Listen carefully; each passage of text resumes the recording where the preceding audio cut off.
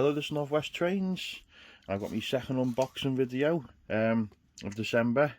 Now the Quarry 100 was the first one. This turned up the next day, and I've also got the Hatton's Genesis coaches to get through. So pretty busy month, nice early Christmas for me so far. Now the one I've got is Lydham Manor, I think that's how you pronounce it, 7827, and it's in British Rail Line Green, Lake Crest. And I've got the DCC sound fitted model. So just quickly get it out the box. Now I've got mixed feelings at the moment with Bachmann steam, Dapol steam engines, but I thought I'd go for it anyway. So it's same packaging as the other Bachmann. Keep saying Bachmann. Same packaging as the other Dapol steam engines. Right, so I've got the little dock shunter, but we won't go with that now because that's only DC fitted. But we've got the Mogul up here. I've got the Prairie down here. Now the Mogul started off great, really impressive. It one of my favourite engines in 2020 when it got it. But the decoder burnt out within a few weeks, and Mike at Carnforth Models had to sort that one out for me. Luckily he got me another loco. Now this one, we just quickly demonstrate it. I got this one, and I actually ended up by accident I deleted the footage of unboxing this engine, but I left it anyway because it has issues. This rear pony truck here was lifting the back wheel up, I think, and it kept on stalling, even just on straight pieces of track. Now you'll see now that the wheel's struggling to turn. Doesn't turn at all. It works better in reverse. So I need to get back in touch with Dapol over that one, and I think they are doing the new pony truck for it, which will hopefully resolve this. So, but yeah, that's another problem for another day. So, but I'm hoping the Manor class is a loco that I won't have any problems with, and it'll run out the box. It won't burn out. It won't derail. So fingers crossed, right? So we've got a few little detailed parts there. We've got the tool for removing the smoke box door for getting access to the decoder. Again, I've covered that in the Mogul video. Got the number plate, and we've also got a blanking plate in the top here that's just loose. Right, in fact I'll just put that to one side so it doesn't go missing. Right, let's just get it out onto the track for now, so I can get rid of this box out the way. I'm struggling a bit for space now when I'm doing these videos. Right, okay, so what I'll do now is I'll change the angle of the camera and have a bit more of a close-up of it. Okay, now you might say I'm bored and gone with the same livery on all three locos, but I've actually got Dinmore Manor on pre-order from the Acura scale range. That's why I thought I'll get the Dapol Manor so I could compare the two eventually. And I went for two preserved examples, so Dinmore Manor will be in the British Rail black livery. So let's just take a look at the model. It's quite a lot of weight in it. It's quite impressive, and all that feels like metal. I think the actual boiler's plastic, main top, but got the usual sprung buffers. The paintwork's quite nice.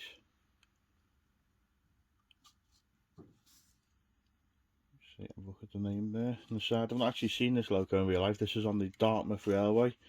It was built in 1950 and it was withdrawn 1965, so it had a good 15 years life. Unusual in the Manor classes, they were built in the 30s, but then they built another batch of them in 1950, and I presume that was something to do with World War II. If it's not, then someone let me know.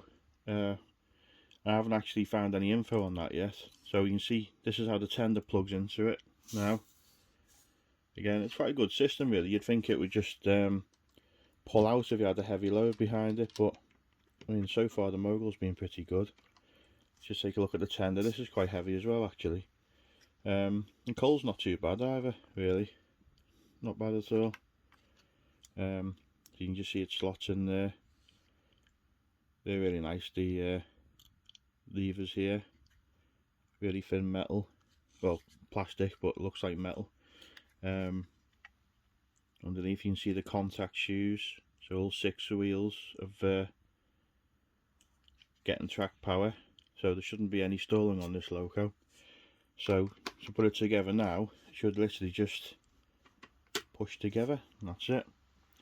And again, we know about the smoke box door opening. If you want to see the mogul video, I'll leave a link in the top to so you can see more of that. I say I'm conscious that I've dragged my videos on a bit too long. So this is our little booklet that we get. So we'll just try and zoom out a little bit. I'll just quickly go through this. So if you want to pause it at any time, there's a bit of information here about the loco. I've not even looked at that yet, so it might actually tell me what I want to know there. More information, accessory pack. It's quite a big booklet really. So this is the maintenance instructions, and again that's about removal of the smoke box door. Quite a good idea, I think. So it saves you unscrewing all the loco and taking the top off. We've got the tender, pick-up shoes.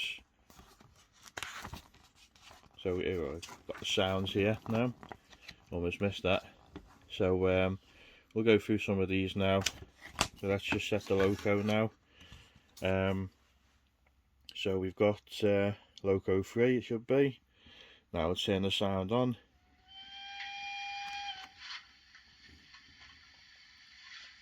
That's quite unusual, wasn't it? I think I already had number 3 set with a few sounds on it, right? So that's short whistle is number 2. Medium whistle 3. That sounds pretty good, doesn't it? Coal shoveling 4. So we've got a firebox flicker as well. I can just about see that. We'll have a look at that later. Now, injector on and off, number 5. Steam ejector, number 6.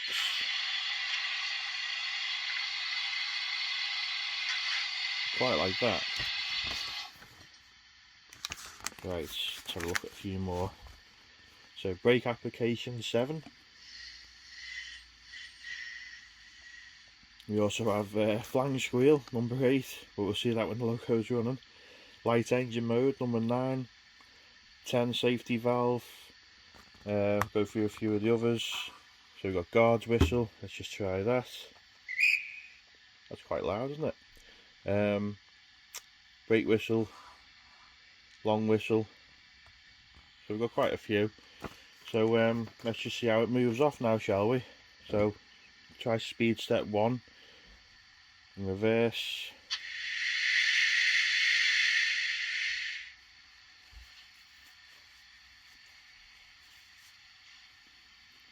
Bear in mind, it's the first time I've ever ran this loco.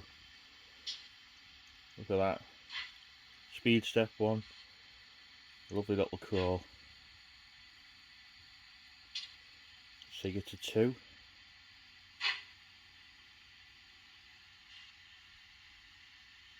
Well, the tender wheel seems to be moving alright on the pony truck. Okay, let's stop it now. Now what we'll do is we'll go forwards and we'll try, now that's the flange squeal, I think.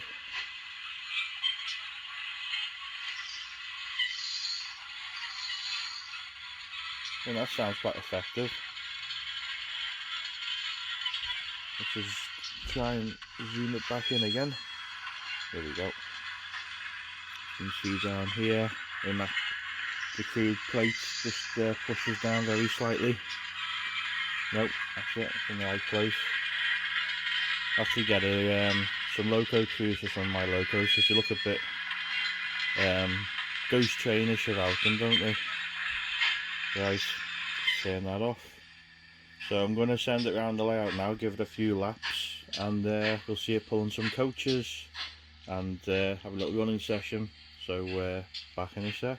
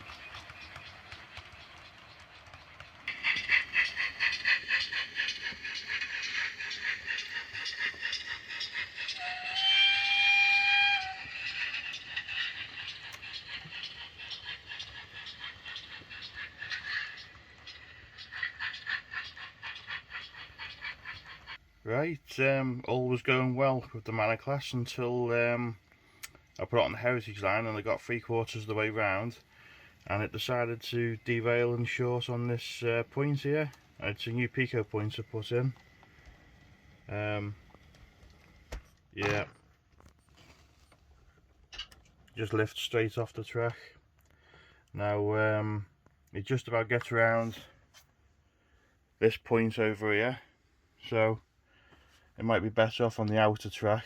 I'm going to try it again in a sec once I've detached all the wagons, but you can see it's pulled 19 wagons without a problem around the layout, and there's a few inclines on the upper line. Pulled 6 coaches fine, Mark 1s on the lower level. Apart from this little bit of disappointment here, it's been spot on.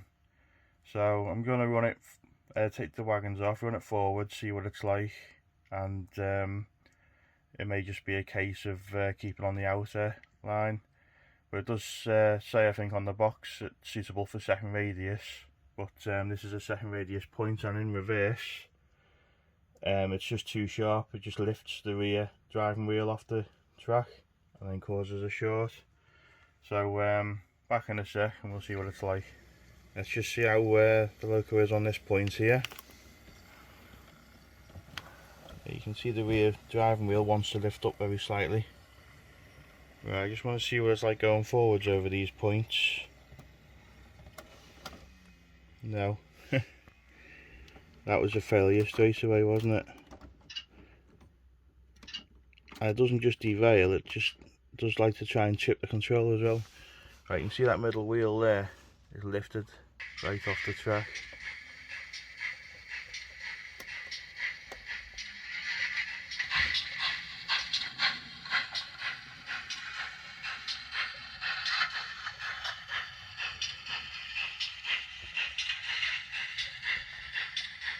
It's just coming back around now.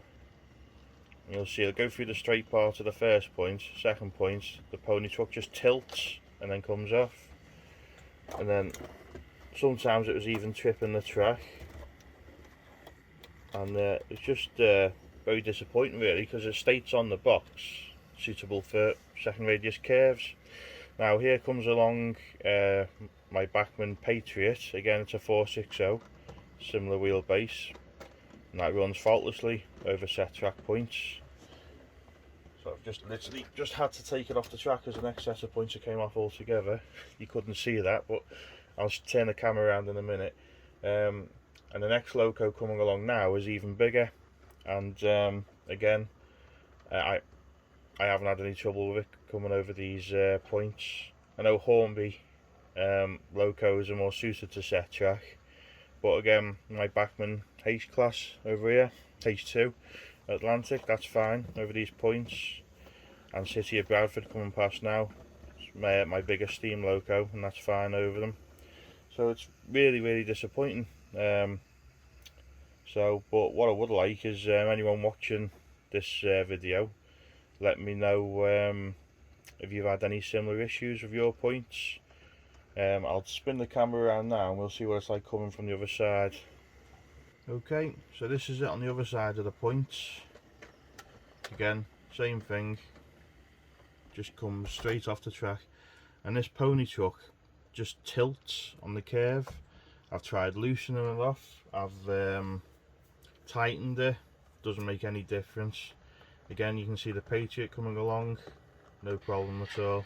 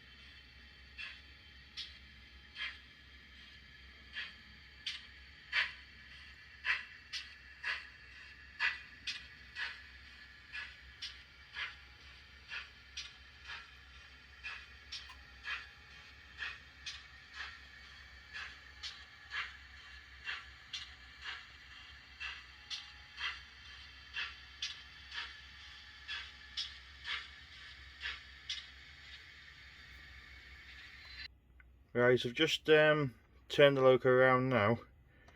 I have tried to tweak the track a little bit to see if it makes any difference. I've also loosened the pony truck off a little bit. It will work this way round now sometimes.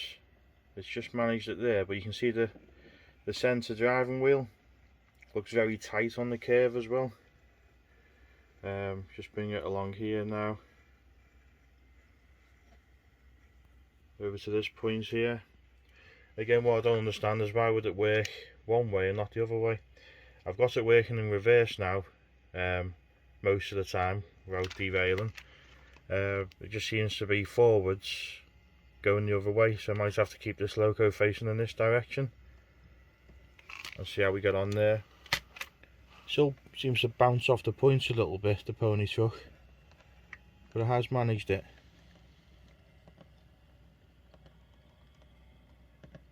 So I think that's how it'll have to be for now.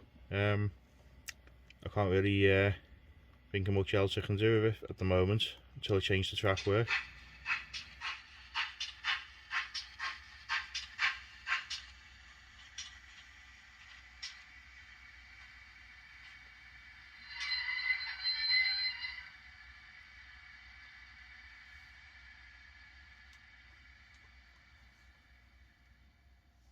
Okay, so that concludes this unboxing and review. Detail wise, I'd give it 10 out of 10. I think the livery and paintwork is perfect. The internal detail, the cab detail is spot on. Can't fault it. As in motor wise, running, I can't speak of the motor because I'm not that technically minded, but from just getting out the box and running with it point of view is perfect, absolutely spot on. It crawls at speed step 1 on my Gauge Master Prodigy, and the loco hasn't stalled once on this layout. Absolutely perfect straight out of the box, even though I did give it a running in. Only downsides, like what I've spent probably half the video looking at, is the front pony truck derailing over these points. Now looking at it, I don't know if it's similar to the Prairie, because that's fault has been because of its pony truck. So be interesting to find out. Anyone else with similar issues on set track points, please let me know. Like I say, the reason for changing the Hornby to Pico was I thought it'd be more reliable. But after running other large locos back over the line, and they do it perfectly fine, then I'd say it's this loco more so than the track work. But I'm hoping to tweak it. I've managed to get the loco running in this direction forwards without derailing most of the time, and it'll work in reverse on the outer track as well. So that'll have to do for now. I'm not too sure otherwise what to do with the loco, as it is a stunning model, and I waited a long time for it, so we'll see. It will be interesting to compare it to the Acura scale one when that comes out, because I've heard lots of good things about them. Now the next video should feature these coach packs from Hattons, and I've also waited a long time for these, so I hope they were worth the wait. You certainly look at it. I've had them sat here for over a week now. I just haven't had the time to do the video, and oops, I knocked the camera, sorry. And I actually damaged my camera tripod as well doing the Manor video, so I had to wait another couple of days for a new one to turn up. But anyway, let me know what you think. Thank you very much for watching. Check out my Facebook page, my Instagram, if you haven't already, and I'll see you on the next video. Thanks for watching. Bye for now.